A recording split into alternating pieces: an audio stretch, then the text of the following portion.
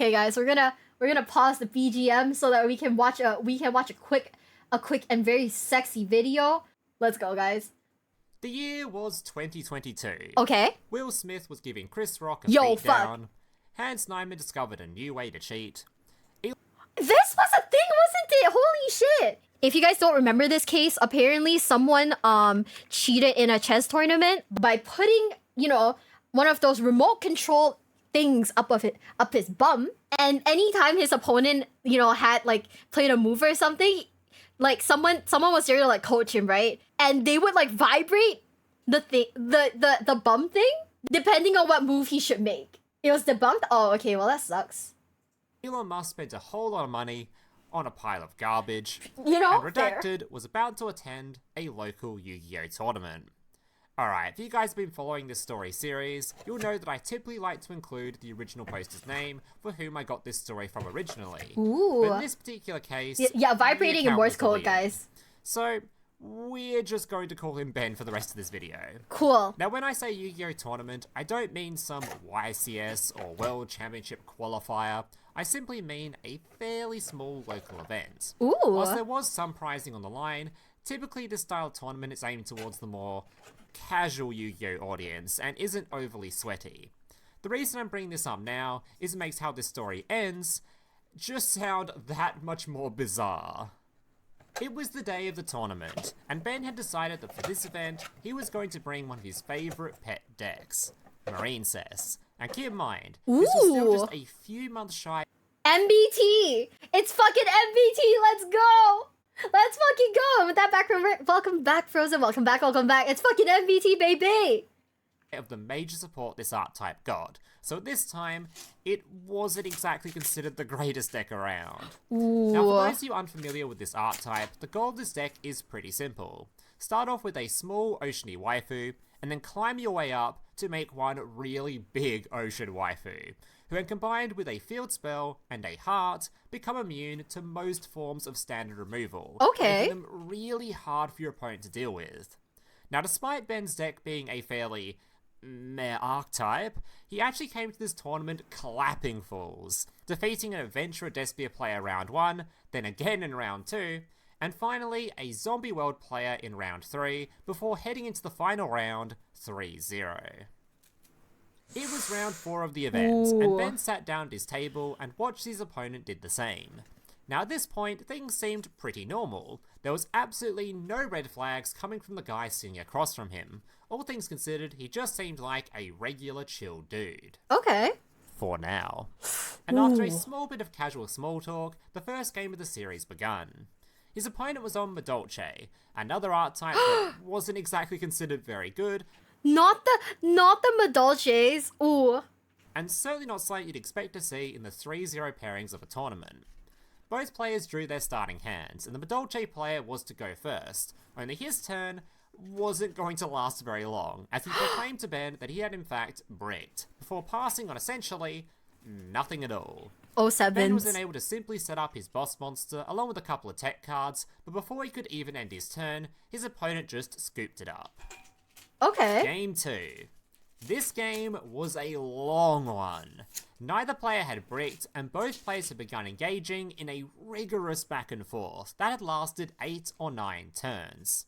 His opponent had already managed to remove Ben's boss monster twice this game, shuffling it back to the deck with Madolche Queen Tiramisu after removing the pesky field spell that was protecting it.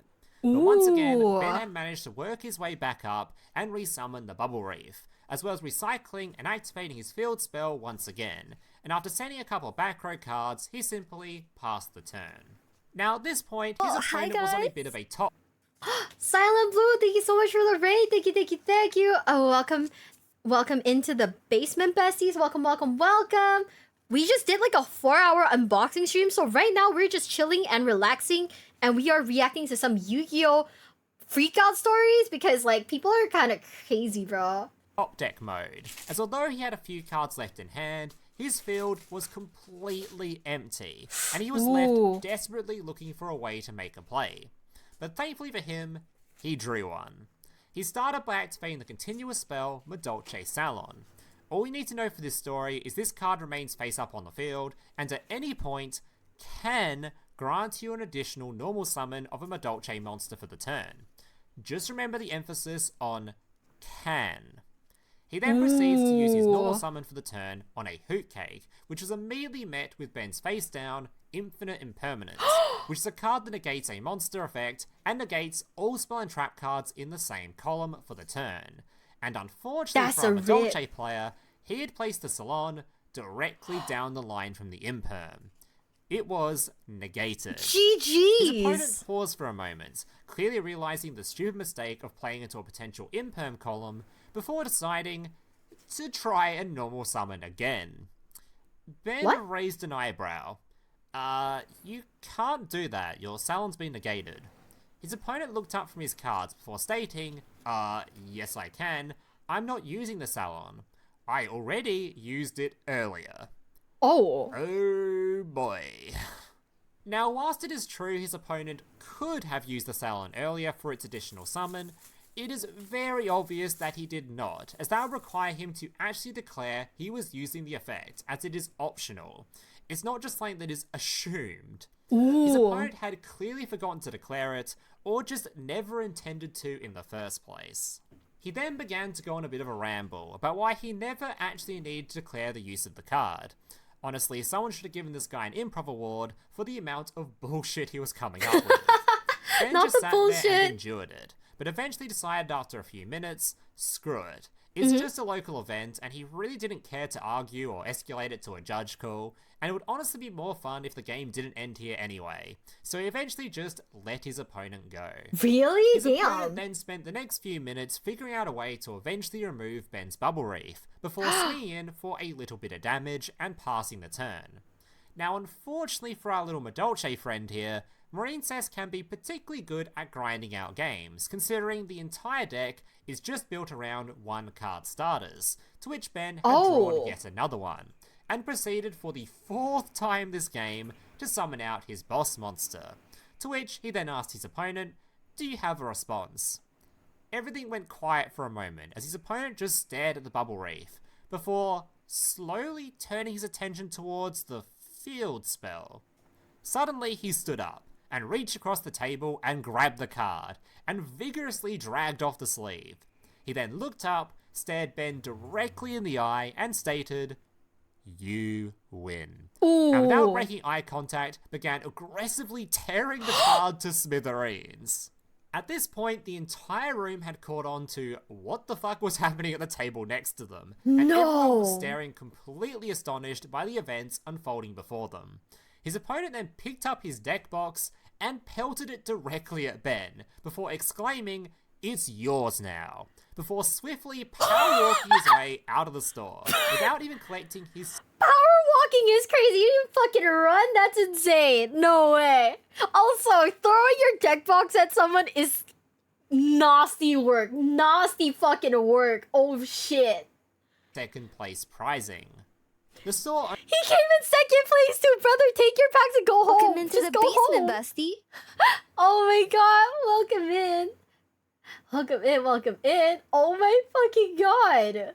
Holy shit. That is insane. That is honestly a crash out. Brother crashed the fuck out. Crossfire, thank you so much for your follow. Thank you, thank you, thank you. Welcome to the basement. Welcome, welcome, welcome. The crash out is insane. I love that for him. Owner quickly rushed over. "What on earth did you do?" To which Ben responded, I played the game and I won? Ben had most definitely won the match. Now, as for what happened to his opponent, he did actually return the very next day to collect his deck, as Ben had kindly left it behind. He didn't... Winning games in Yu-Gi-Oh! Against your opponent, that's fucking evil, bro. Don't ever do that, okay? Can't believe someone dared to win in a game against their opponent. really hold much of a grudge over the field spell, as it was only like 30 cents anyway, and kinda felt bad for the guy. So he left the deck with the store owner, who had contacted the Madolche player to come collect it. but after he collected the deck without saying a single word, he just left the store and never returned again. You know, fair. And that is going to mark the end of today's tale. In case you ever do randomly see this, thank you so much, Ben, or whatever your real name is, for sharing your story online.